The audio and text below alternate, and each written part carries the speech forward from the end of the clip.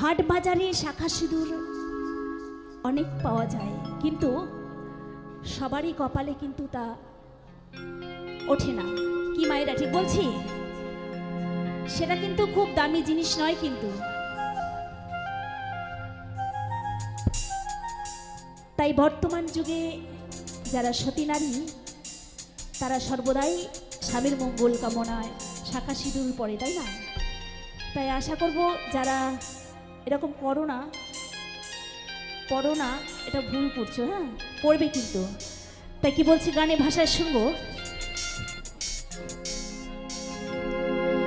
শত শত টাকা দিয়ে কেনা যায় সিঁদুর, পরা যায় না যদি কপালে না লেখা থাকে তা।